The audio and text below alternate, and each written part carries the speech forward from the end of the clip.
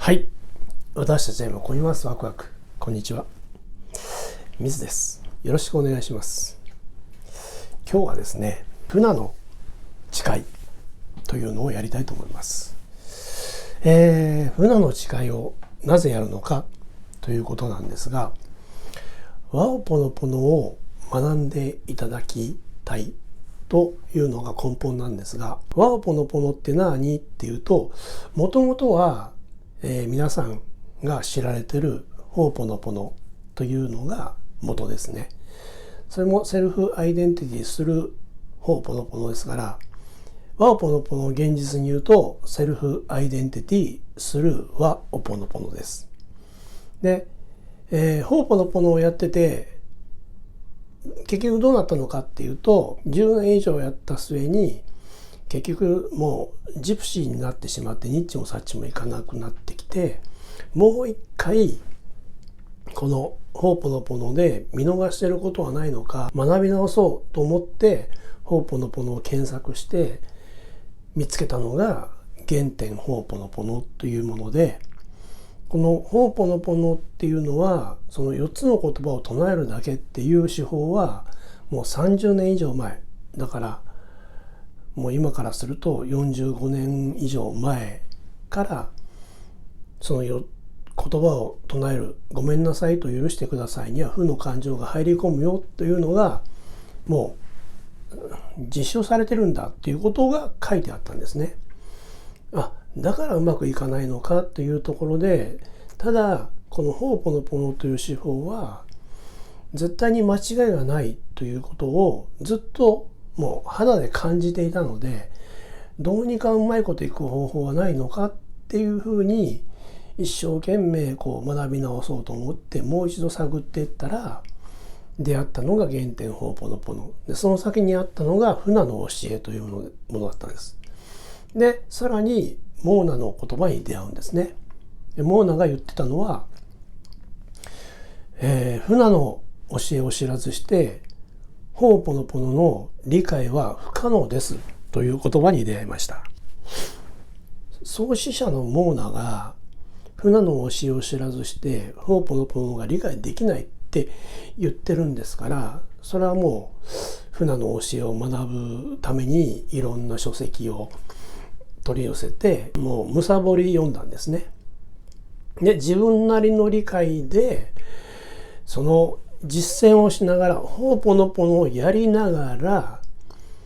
実践をしていく中でいろんなものがやはりこうインスピレーションとして降りてきて、それを検証しながら一つ一つやっていったのが結局はホーポノポノではなくワオポノポノ。ハワイ語であったものを英語に変えて英語で学んだんですけど、英語でやっているとうまくいかないということで日本語に変えてみて、日本語でやっているんですけど日本語だけでも足りないから、やっぱりハワイの方の教え、ハワイ語に一緒にくっつけた方がいいなという考えです。マックス・フリーダム・ロング博士っていうのがこのフナの教えっていうのをずっと継承してくれたんですけども、マックス・フリーダム・ロング博士も一度諦めてアメリカ本土に帰ったんですが、ある日こう気がついたことが、ハワイのカフナたちが祈りの言葉を投げかけている、祈りの言葉で話している言語の中にヒントがあるんじゃないかっていうことを思いついて、その言葉を使っている言葉の意味を一つ一つ読み解いていったら、そういうことかというような形でさまざまな発見をして、今現在のフナの教えというものとして残してもらっています。でこのフナの教えというのは一度、禁止されているんで、壊滅してるんですね。それを残っている中で我々は書籍として残っているものの中からいろいろ読み解いて、この今この時代に使える教えとして実践しているということになります。でこのフナの教えをやるワオポノポノも同じなんですが、ワオポノポノを実践していただくにあたり、やはり船の誓いというのは一番最初にやっておいた方がいいなと思いますので、今日はご一緒に。僕も船の生徒です。師匠はモーナなんですが、モーナは3歳からカフナというその船の教えを実践している、秘密を伝授している、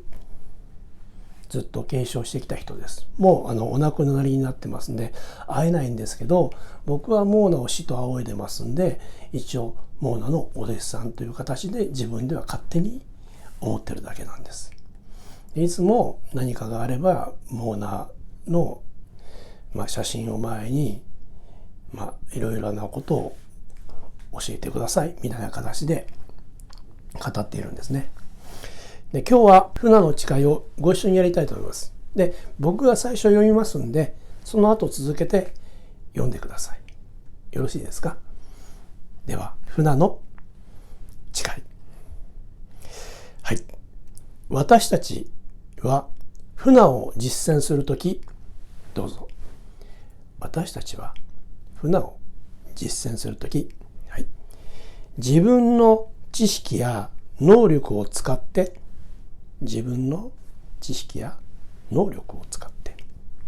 他の存在の自由意志に干渉しないと約束します。他の存在の自由意志に干渉しないと約束します。そして彼らの意志に反して影響を与えたりしないと誓います。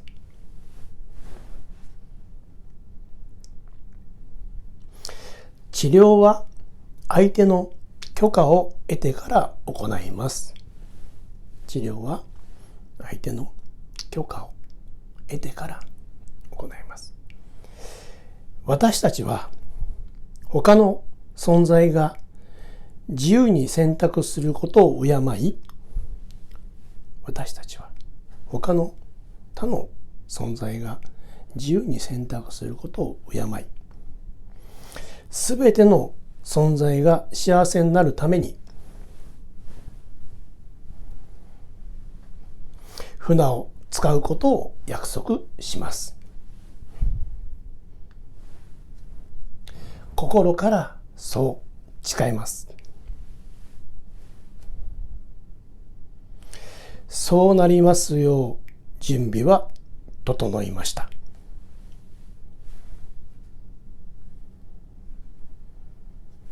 はい、これが船の誓いですね。で、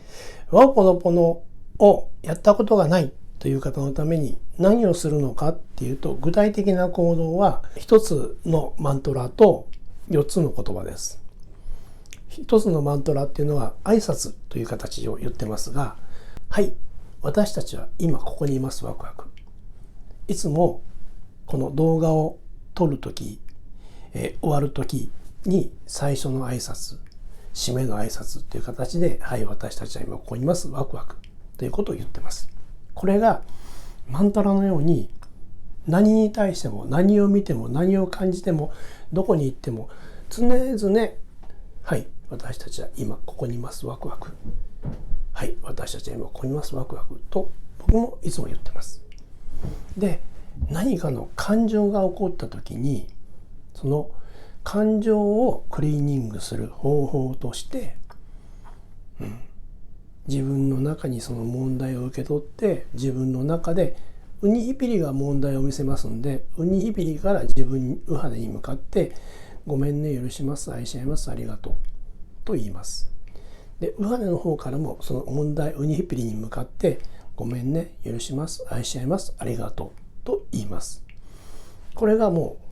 う挨拶と感情が起こった時、問題を目の前にして、その目の前の問題にある感情に対してはこれが一番効きます。問題というのは、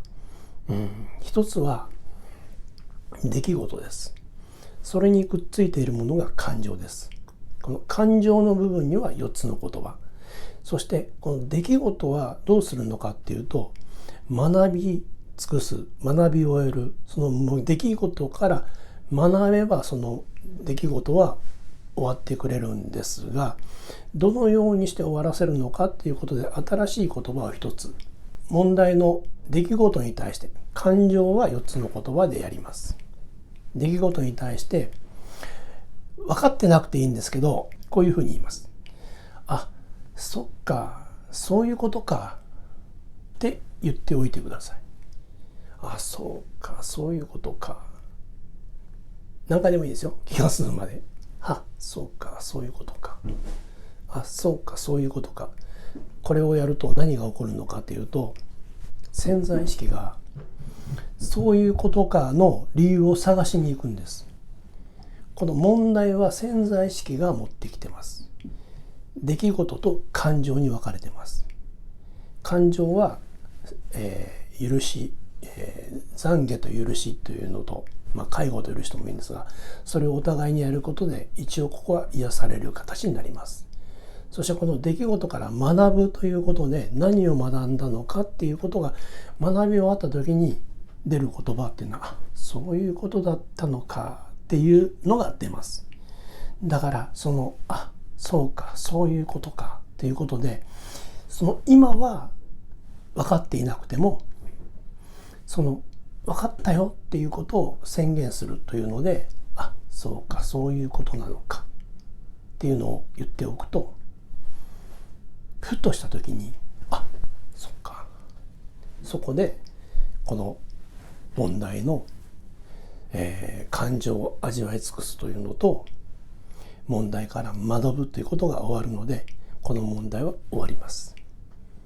ここで愛に置き換えているんですけどね。で、もう一つの出来事で納得する、この腑に落ちる感覚の分かったっていうのが、そうか、そういうことなのかっていう言葉なので、自分なりにアレンジしても構いませんので、やってみてください。今日は以上です。これでワーポノポノ学ぶ準備ができました。そして、今ですね、お弟子さんを募集しております。ワーポノポノ極めたいとか思う方がいれば、直接学ぶように来てください。今は関東におりますので、お声掛けいただけたら、近県であれば馳せ参じますので、よろしくお願いいたします。今日は以上です。では。はい。私たちは今ここにいます。ワクワク。ここをポチッとしてください。師匠です。ではまた。